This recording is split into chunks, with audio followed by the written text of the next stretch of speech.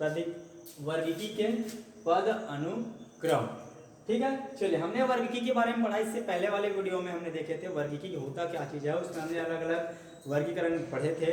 आज हम लोग पढ़ने वाले हैं वर्गीकी के पद अनुक्रम के बारे में। वास्तविक में ये पद अनुक्रम स्पष्ट लिखा हुआ है, पद के अनुसार से उनको क्रम वाइज जमाना, जो पद है उनके अनुसार से उनको हमको क्या करना है, लाइन से रखना है, क्रम से रखना है, तब क्या बोलेंगे हम उसको पदानुक्रम बोलेंगे। ठीक है, तो वास्तविक में जितने सारे जीव जंतु हैं उसको जैव वैज्ञानिक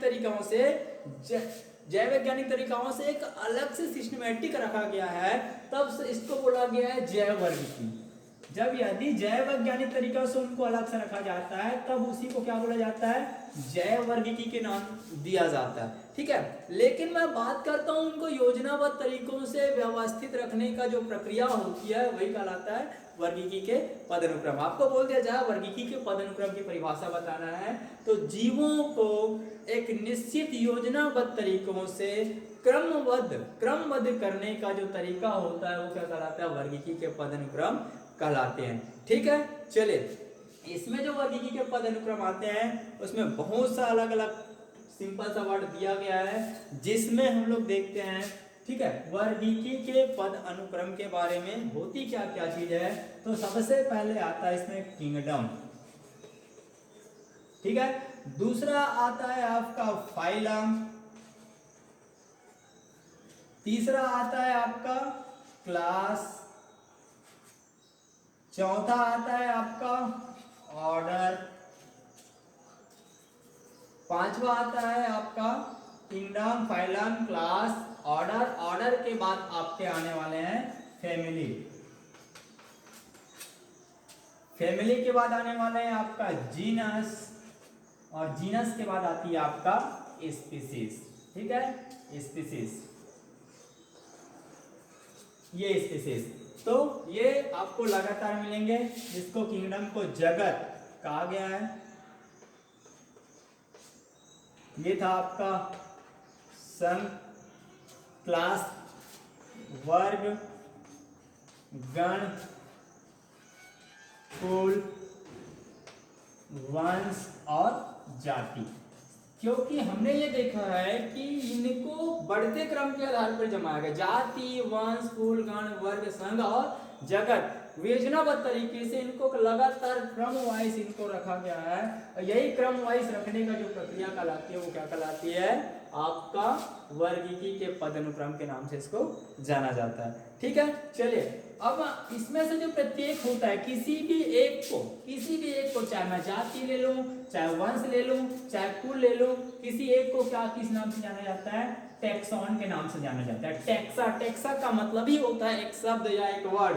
ठीक है, किसी एक, अब इसी टेक्सा को जब एक लाइन से लगा दिया जाता है तब ये टेक्सोनॉमी के अंतर्गत गिनती आ जाती है। और टेक्सोनॉमी का सबसे छोटी इकाई जो होता है उसको बोलते हैं जाति। वर्गीकी की सबसे छोटी इकाई आपको स्पष्ट दिख रहा है, सबसे छोटी इकाई कौन है यहाँ पे, जाति।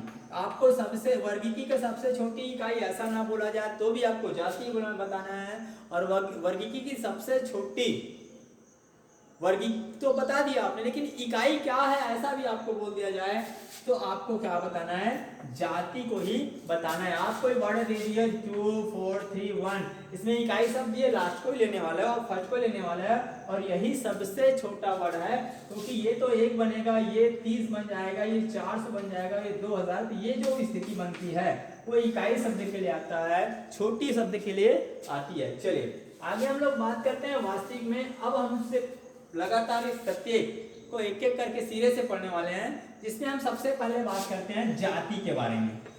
जाति है क्या चीज, ठीक है, इसको मुझे बताने की जरूरत नहीं है, आप पहले जान चुके हो। जो आपस में आप संयोग कर सकते हैं, आधारभूत लक्षण इकाई जो होती है वो आपस में एक साथ समष्टि होती है, उन्हीं को क्या बोला गया है, जाति बोला गया है। ठीक है, जाति की बात किया जाए, चलो मैं किसी शेर को, ये ठीक है, बाघ, शेर, बाघ जो पैंथेरा कुल होता है उनको लेकर के आगे चलता हूं।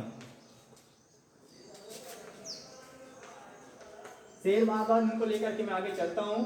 आगे हम लोग बात करते हैं जाति, वो आपस में तीनों एक समान दिखाई देते हैं, इसलिए उनको अलग अलग श्रेणियों में बांटा गया है, जैसे कि Panthera leo, Panthera tigris, Panthera pardus, इन 3 नाम से उनको अलग अलग जाना जाता है।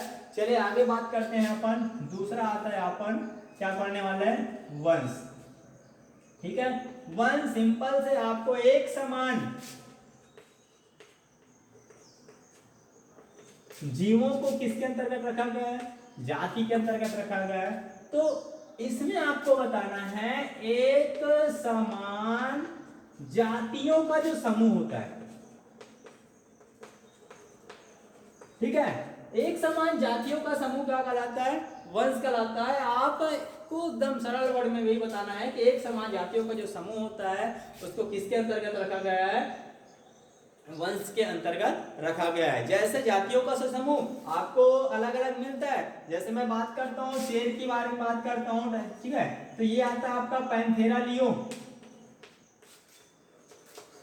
पैंथेरा लियो किसके लिए था, ये आपके सिंह के लिए था, शेर के लिए था। दूसरा आता है पैंथेरा पाडस,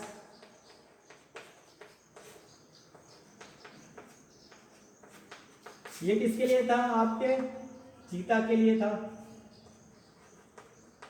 और तीसरा जो आपका आता है पैंथेरा टाइग्रिस, ये आपके बाघ के लिए। आप देख सकते हैं इसमें इनकी जातियां तो अलग अलग है, आप कह सकते हो, लेकिन ये वंश जो होती है वो कैसा है, एक समान है। इसमें से हमने सिंह, चीता, बाघ को आपस में सम्मिलित एक साथ किया गया है। मैं पहले बताया हूं कि मैं शेर, बाघ, चीता का एग्जाम्पल लेकर के आगे चल रहा हूं और चलता हूं, ठीक है। तो आपको मिला वंश जिसमें जातियों का समूह कैसा होता है, एक समान होता है, तब उसको क्या बोला जाता है, वंश के नाम से इसको जानते हैं। तीसरे आते हैं कुल की बात करते हैं, ए बी सी। तीसरा शब्द आता है आपका कुल। तो फिर वही आप बताओगे वंशों का जो समूह होता है, ये जो वंशों का जो समूह होता है वह कहलाता है आपका कुल। इसमें भी सारे एक समान, वो उनके लक्षण अलग अलग होता है, दिखने वाले अलग दिखाई दे सकते हैं, लेकिन ये वास्तविक में किनके समूह कहलाएगा, वंशों का जो समूह होता है वही कहलाता है आपका कुल। यह जो होता है ये फेलिडी कुल के अंतर्गत आते हैं। किसके अंतर्गत आते हैं, फेलिडी। आपको ध्यान रखना होगा ये किनके अंतर्गत आएंगे, फेलिडी कुल के अंतर्गत आने वाले हैं। आगे हम जब पढ़ते हैं तो पहुंचते हैं डायरेक्ट किसके पास, गण के पास। चलो मैं इसको मिटा देता हूं थोड़ा सा।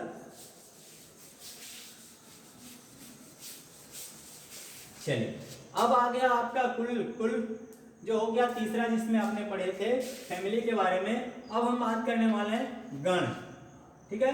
चौथा, गण की जब बात करते हैं ये किसका समूह होगा, ये उनके कुलों का समूह होगा। बहुत सारे कुल जब आपस में एक समान दिखाई देने वाले कुल जब आपस में इकट्ठा हो जाते हैं तो ठीक है, कुलों का जो समूह होता है वह क्या कहलाएगा, आपका गण कहलाएगा। और ये जो गण जो होता है तो कुल के बाद ये जो शेर जो जिनकी बात कर रहा हूं ये कार्निवोरा के अंतर्गत आते हैं। किनके अंतर्गत आते हैं, कार्निवोरा के अंतर्गत आते हैं। हम इसको स्पष्ट रूप से बता पाएंगे। ये जो जितने वर्ग दिख रहे हैं इनको रखा गया उनको कार्निवोरा के अंतर्गत रखा गया। चलिए आगे हम लोग बात करने वाले हैं पांचवा, जिसमें से हम लोग बात करते हैं कि अब आपके आने वाले हैं, ऑर्डर मिल गया आपको, तब जाके आपको वर्ग के बारे में पढ़ना है। तो हर एक का सिमिलर टॉपिक आ रहा है, नीचे वाले का समूह अपने आप में ऊपर वाला बन जा रहा है, ठीक है। तो हमने देखा जाति का समूह वंश, वंश का समूह कुल, कुल का समूह क्या मिला गण। तो इस लाइन को मैं छोड़ देता हूं, आप स्वयं से इसको लिख पाएंगे, आसानी से लिख पाएंगे, ठीक है। चलिए आगे मैं बात करता हूं वर्ग जो हो गया, वर्ग की बात किया मैंने, क्लास हो गया। क्लास में जब मैंने इनके बारे में देखा तो ये जो होते हैं वो प्राइमेट्स के अंतर्गत आते हैं, प्राइमेट्स। अब मैं आपको बताऊंगा ये प्राइमेट्स होता क्या चीज है। प्राइमेट्स ये होते हैं जो आसानी से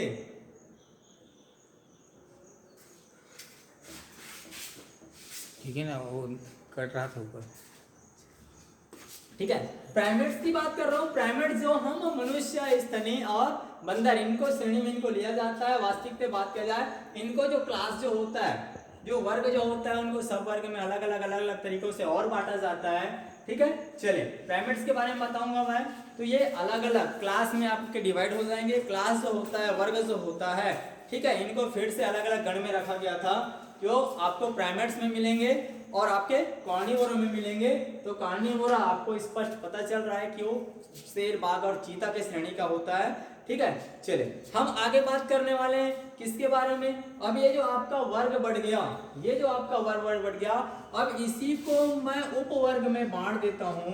उपवर्ग, तो उपवर्ग जो होता है वो फिर से अलग अलग होता है। उपवर्ग जिसमें आपको 3 भाग में बांटा गया है। एक होता है प्रोटोथीरिया, क्या कहलाएगा ये, प्रोटोथीरिया। प्रोटोथीरिया जिसमें अंडे देने वाले जीव आते हैं। कौन से जीव आते हैं, अंडे देने वाले जीव आते हैं। दूसरा आता है आपका मेटाथीरिया। ये मेटाथीरिया की बात कर रहा हूं, ये थोड़ा सा विकसित, अल्प विकसित जीवों को जन्म देते हैं। अल्प विकसित बच्चों को जन्म देते हैं, शिशु को जन्म देते हैं। इसका एग्जाम्पल आप कंगारू को दे सकते हो, ठीक है। अंडे देने वालों के भी जीव का एग्जाम्पल मेरे को बताने की जरूरत नहीं है, आप पहले ही जानते हो। तीसरी की बात करते हैं जिसमें से आता है यूथीरिया। यूथीरिया, यूथीरिया जो ये अल्प विकसित बच्चे थे, अब ये विकसित शिशु को जन्म देते हैं, और विकसित शिशु को जन्म देते हैं, उनको क्या बोला जाता है, यूथीरिया के अंतर्गत रखा जाता है। इसका एग्जांपल आप किसको दे सकते हो, मनुष्य को रख सकते हो। अब वर्ग के बाद आपका क्लास जो खत्म हो गया, उसके बाद हम लोग पढ़ने वाले हैं क्या, सिर्फ आपका संघ के बारे में पढ़ने वाले हैं, ठीक है। छठवां आता है आपका संघ। फिर से मैं आपका पहला लाइन स्पेस दे देता हूं, आपको इसमें ऐड कर लेना है, ठीक है। संघ की जब बात करता हूं, इन सबके एक समान दिखने वाले जो, ठीक है, वर्ग आते हैं, जो क्लास आते हैं, उनको संघ के श्रेणी में रखा गया है। वास्तविक में ये किसके अंतर्गत आने वाले हैं, कॉर्डेटा के अंतर्गत आते हैं। कॉर्डेटा को फिर से अलग अलग भाग में बांटा गया है, मैं आपको आगे बताऊंगा। वर्टिब्रेट और नॉन वर्टिब्रेट अलग अलग किया गया है, ये आ गया आपका कॉर्डेटा के अंतर्गत। और सातवां आता है आपका जगत। तो जगत केवल 2 ही श्रेणी में बांटा गया है, एक पादप जगत और दूसरा होता है जंतु जगत, जिसको एनिमेलिया के नाम से जाना जाता है, ठीक है। चलिए इतना सारा होने के पश्चात अब हम छोटा सा वर्ग करेंगे, जिसमें से ये जो पदानुक्रम थे उसको मैं एक छोटा सा वर्ग करने वाला हूं, छोटा सा वर्ग करने वाला हूं, जिसमें से मैं आपको एक जीव का, एक जंतु का मैं पूरा वर्गीकरण के पदानुक्रम के बारे में बताता हूं। चलो हम मनुष्य का वर्गीकरण करते हैं, ठीक है। मनुष्य का वर्गीकरण मैं कर रहा हूं, कैसा होता है देखते हैं। सबसे पहले आपका था किंगडम।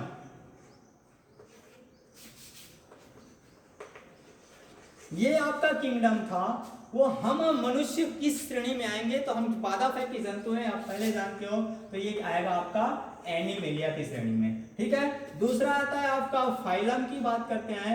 फाइलम हम वर्टिब्रेट, नॉन वर्टिब्रेट के अंतर्गत ही आते, वर्टिब्रेट के अंतर्गत आते हैं, लेकिन हम आने वाले हैं कॉर्डेटा के अंतर्गत, ठीक है।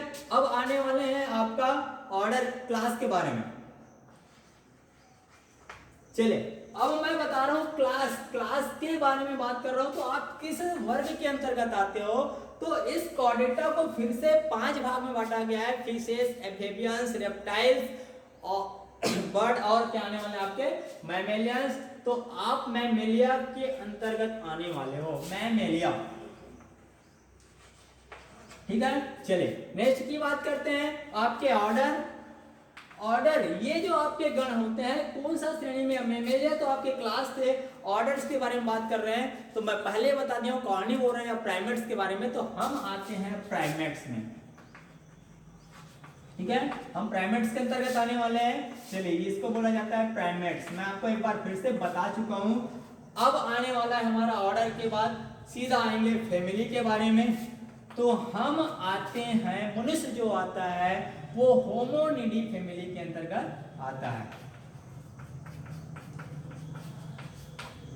चलिए तीसरी बात करते हैं फैमिली। फैमिली के बाद आपके आने वाले हैं जीनस, जिसको हम लोग वंश के नाम से जानते हैं। और वंश आपने 9th 10th में पढ़ा था, वर्ग, ठीक है, द्विनामकरण पद्धति जिसमें एक नाम जो वंश होता है, जिसमें वैज्ञानिक मनुष्य का नाम जो होता है, वैज्ञानिक नाम जो होता है वो होमो सेपियंस होता है, होमो सेपियंस। इसमें से ठीक है एक नाम जो होता है वो वंश होता है, तो ये हो गया आपका जो होमो था वो क्या हो गया आपका वंश हो गया।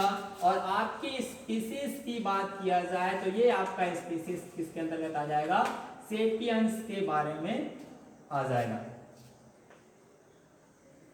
ठीक है, होमो सेपियंस। चलो हिंदी में लिख देता हूं, राइटिंग मिस्टेक, होमो सेपियंस।